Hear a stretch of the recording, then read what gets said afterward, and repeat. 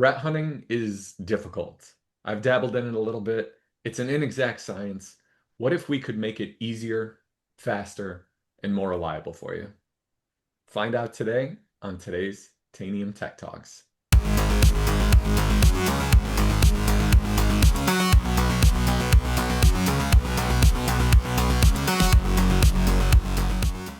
Welcome back to today's Tanium Tech Talks. We are talking about something really exciting today, something that really gets me pumped, right? Because I have a security background. Jesh has a security background.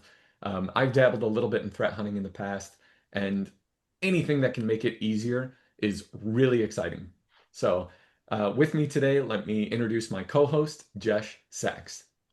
Alex, thank you so much. I'm excited to jump into this today, talk about how we're making threat hunting easier. And of course, Duncan, to have you back with us to get all of the goodness that's inside your brain out to our customers so that we can just show them how some of these new threat hunting features make their lives easier and make things more accessible to them. So, Duncan, go ahead and introduce yourself.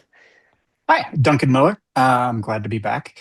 And today, I'm part of our Hunt IQ team, which is working with our customers in their environments, hands on keyboards, hunting for different artifacts of interest.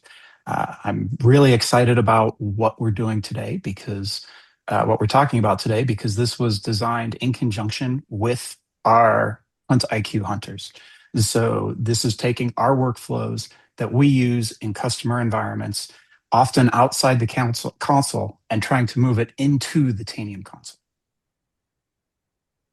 That is absolutely awesome. So I believe it's called Threat Navigator, right? So I don't want to beat around the bush. Why don't we jump in and you can show us what you got for us today? Absolutely. So this is Threat Navigator. So it's a new portion of threat response. And Threat Navigator, basically, when you come to the homepage, you'll be greeted by three tabs, and each of these represent a different key part of what we're looking at within Threat Navigator. The first one is our searches tab. Searches are kind of the core of Threat Navigator. They're everything that we're going to look at. You can use IOC syntax. Um, you can use signal syntax to actually build out a search that's going to go across your entire environment without pre-distributing intel, without collecting logs, waiting for those to aggregate. It's just going to go right now, run this, take something that is in an Intel format and run it across your environment without generating alerts.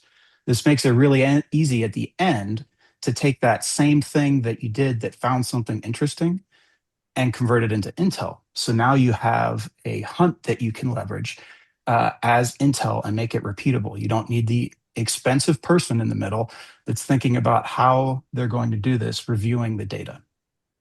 The second tab is hypotheses. You can think of these as containers for searches, right? So your hypotheses are multiple searches that you may group together under a single kind of entity, right? And we'll take a deeper look at kind of what those look like and what you get with them. Another important piece of that is that you can export your hypotheses so that you can take what you've done and put it in your other tools that you may use for tracking. Then finally, MITRE techniques. MITRE techniques are something we've had for a while for signals. And so your signals have all been labeled based on the MITRE techniques that are associated with them. Your searches and your hypotheses, you can also label by MITRE techniques. In fact, we'll just take a quick look at that first. So this tab is going to tell us exactly what we have related to that's labeled according to the MITRE techniques throughout your environment, whether it's your searches, your intel, or your hypotheses. It's a single place to go and see what you've done and explicitly said, hey, this covers a portion of this MITRE technique or is associated with this MITRE technique. So if you're looking for something, this becomes a really valuable discovery feature, right? So if I were to look for, say, anything that starts with T100, we can see I have one in persistence, I have two in defense evasion, I have credential access. Let's look at our defense evasion ones. We can see direct volume access and binary padding. Our persistence ones, we're limited just to our WinLog helper. Anything that we had that was related to that would then appear in this table.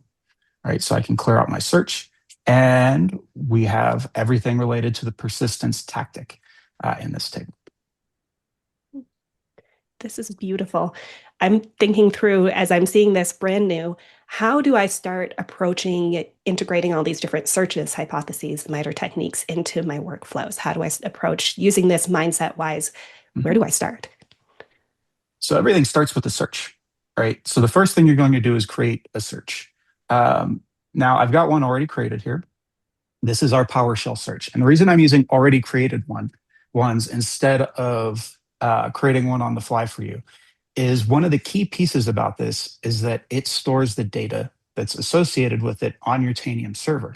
So I've asked this question, and for each active search, and you can have currently up to 10 active searches on on your host.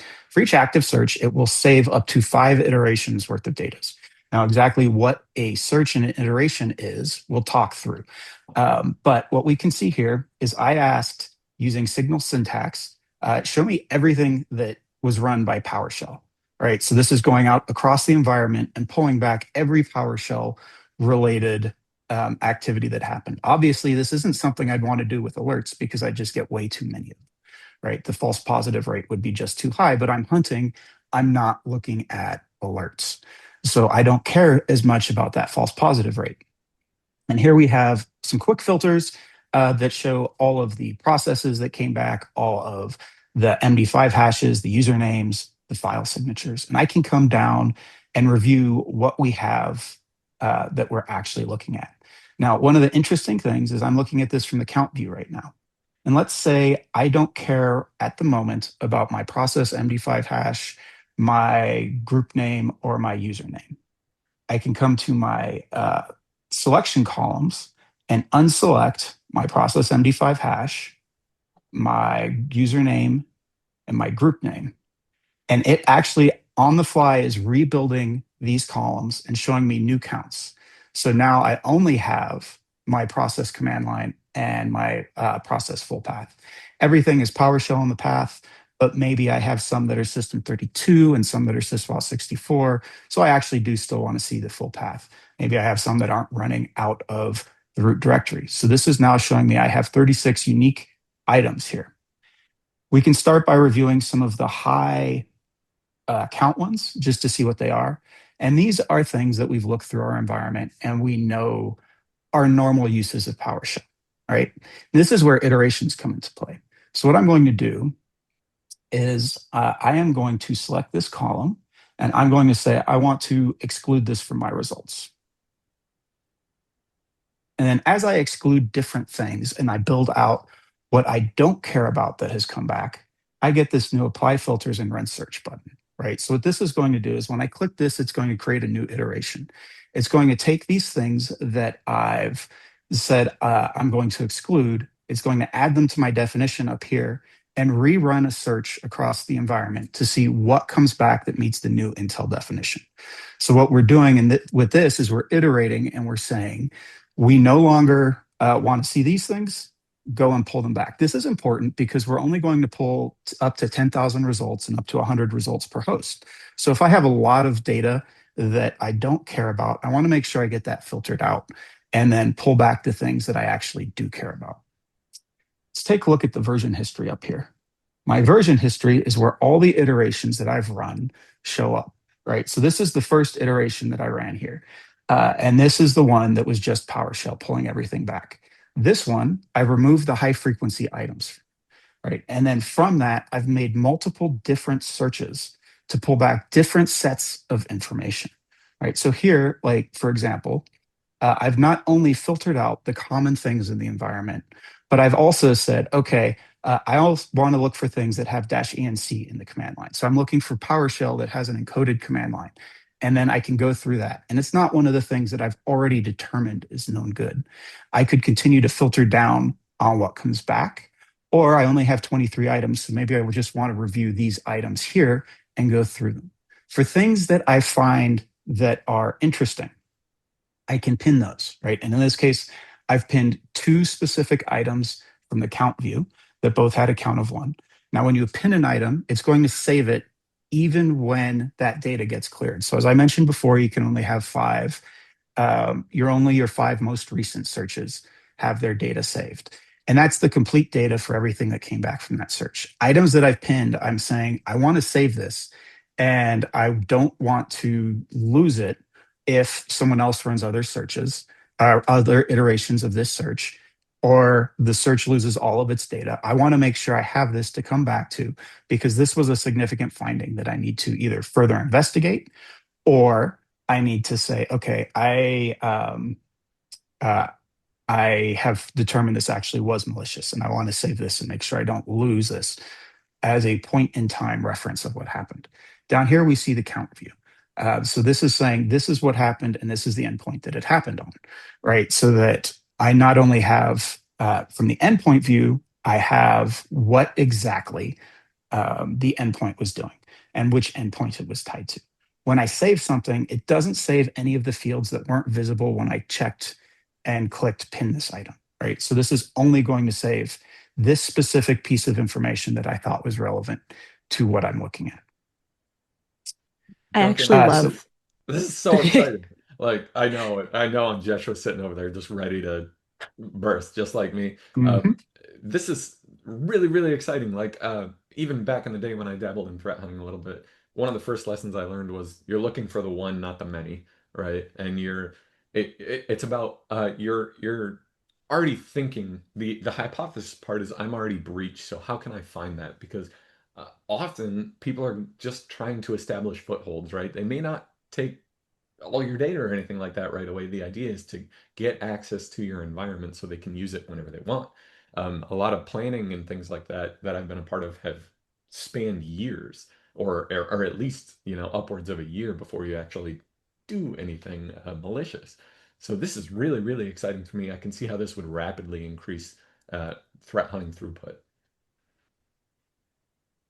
Exactly. And even adding to what you were saying, just the saving and pinning things and only having the data that was there when you pinned it visible. I love just on a little granular note because there's so many different columns. We can have all of this extra data that we don't want to have to sort through later. So being able to do that is just a cute little thing that I was super, super excited about. Yeah, So searches, right? We've got our 5 most recent. Sounds like we can share these searches. Other people could come in here with what you've started and they could do things too, right? absolutely. So I've made some iterations, right? But if you were to come into the console and open this same search, you'd be able to then do anything else you wanted to with it. So you could continue the search. I go off shift. I'm done with this. This has become a documented piece of knowledge about what I have done, where I was in hunting. And now you can take over and you may have, I created off of what I initially saw, 3 different ways I wanted to look at PowerShell, right? I said I wanted to look at encoded command line. I wanted to look at execution policy bypass in the command line. And I also, very interestingly, wanted to look at things that made network connections and had a file create from them in PowerShell. Now, if you're familiar with the Tanium sensors that exist to do a lot of similar things to what we're doing, you can't do that with the sensor, right? You don't have a sensor that lets you look across different event types beyond a single event type and the process information. But here we're looking at process information, network events information, and file operation information. So it has to meet all of those. And if we come down and look at our data, we can see in this case, we're down to just 2 pieces of actual data that came back related to it. And then we've pinned one of those as this looks like it needs further investigation, or I don't want to lose this piece of data. I very much appreciate that. As someone who I distinctly remember writing very articulate notes, long form, to try and pass off my investigations to the next person. And inevitably, I'd come back, 18 hours later or whatever, and nobody touched it because they were confused, right? So Yeah. this is actually really, really cool for SOC and threat hunters. Yeah. Now, if we take a look at our hypothesis tab, so that's the searches, right? They're going to let you iterate through a specific thing you're looking at. Now, if I want to group those multiple searches together or export some of this data or tie signals that I've built off of that, because I actually, oops, let me change my persona real quickly so I can show you this. I was in a read-only mode. Now I have write access. So I can do a few things that I can't in read-only mode. So I could modify this, but you see this big create signal button. This is going to take whatever I'm looking at, in this case, just PowerShell, which I wouldn't want to do. Let's jump back to PowerShell that's creating files and having network events. Now I can see here, I have the same create signal button, right? And this is actually going to be what converts what I have written here into a signal that I can deploy to the environment and monitor for this behavior in the future, right? Another important thing I didn't mention is the save button. So when I run a new search, that may be a scratchpad or something that I'm continuing to work on. Let's say I'm filtering out data, right? I'm looking for common things. I can start with just one thing that I want to filter out, then see what comes back after that. I may have another three things I want to add. And once I've done a few different things, I've got something that I actually want to save as a new branch point. I click the save button, and that is what then lets us have a new node in the version history. So I can have both exploratory work and things that are, these are the points that I want to save. If I pin anything, it automatically saves the iteration because you're saying, hey, I want to store this data. Well, if you're going to store the data, then there's something interesting about that search. So it will automatically create that new node for you.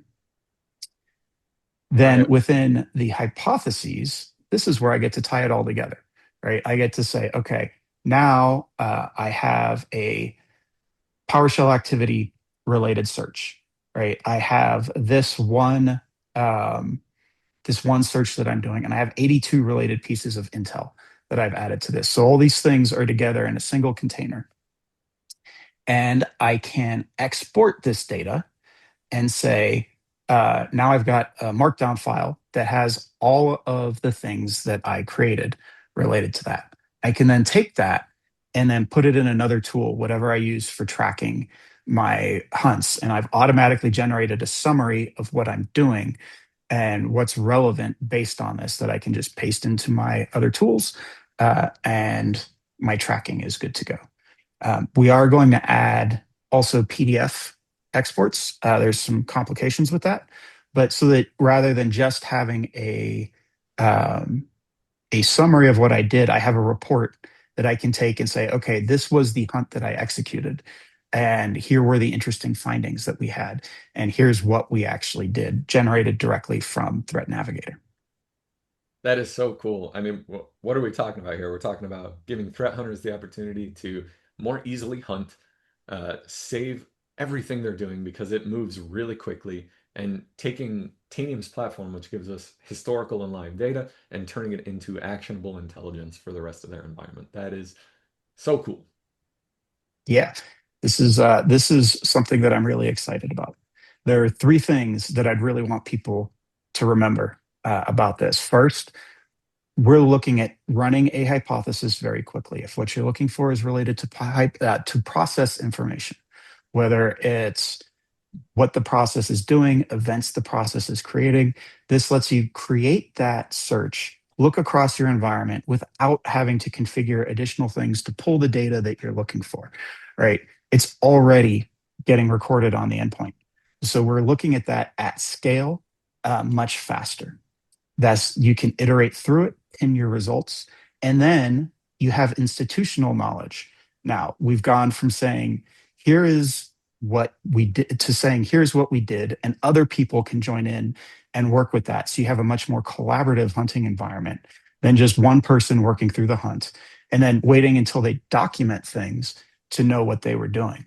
Everyone else on the team can look at this, can see what they've done, and can find those interesting artifacts or refine the searches that they're doing much faster. The third thing is that our hunts quickly become detection, right? So that's key.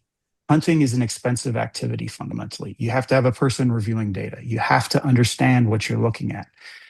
Once I've completed a hunt and I have found something malicious in that hunt, I may run the hunt again, but it shouldn't be how I'm finding the thing I found previously, right? Attackers are going to try and return to your environment. Once you've found them, they're going to change something about the way they're in your environment, but a lot of it is going to stay the same. The more you can move things to intelligence instead of requiring a person to review data and look at it, the better you're going to be when someone tries to return to your environment. So that is a key part of what we're trying to do here. I love this so much. So to summarize what you just said, we've got our searches that let us do exactly what you're saying. Start doing that hunt, start gathering data, having key checkpoints that say this is what I had. And this is like the details about it, being able to pin specific events if they're interesting, to come back to them later, quickly pivot from hypothesis search, what am I doing, to here's a piece of intel that we can implement to detect this later, and then share and save and share all that information with the broader team using those hypotheses. Hypotheses? Hypotheses? How do we Hypotheses. say that? Hypotheses. There we go. It's beautiful. I love how easy this makes, especially that sharing piece of things.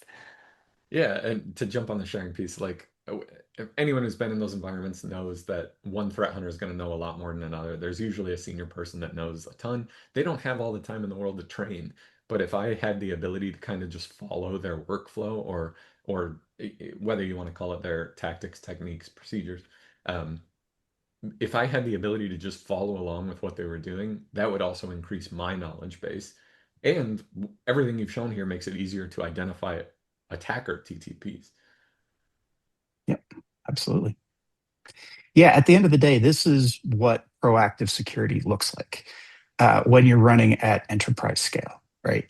Work through an idea, refine the idea, and then save your results that are interesting. Then develop intel based off that idea so that you can react to the same activity happening in the future. That's awesome, Duncan. So, real quick, if you can share with us who can get this? Which one of our customers has access to this? When is it going to be available? Things like that. Yeah, so this is live in cloud today. Woo! So it will eventually come to on-prem, but is working through the cloud to on-prem release cycle. Perfect. And is it for threat response Threat customers response or customers, yes. Yep. awesome? That's fantastic. Well, Duncan, thank you so much. This has been absolutely amazing. And I hope for those of us who have access to this, that you get a chance to kind of jump into Threat Navigator, play a little bit with the searches, hypotheses, and share your knowledge and expertise with the rest of your team. Awesome. So in summary, really quick, Duncan, thank you so much. Jesh, as always, thank you so much. Loved hearing about Threat Navigator today. From my previous security life, this would have been so exciting. It seems like you move on and all the cool stuff happens after you leave it. Um, but yeah, the ability to save my hypotheses and turn it into actionable intelligence using Tanium's platform with live and historical data, Tanium's autonomous IT platform um, is just absolutely fantastic. So thank you for joining me today. Tech Talkers, thank you for listening in, and we'll see you next time on Tanium Tech Talks. Yay!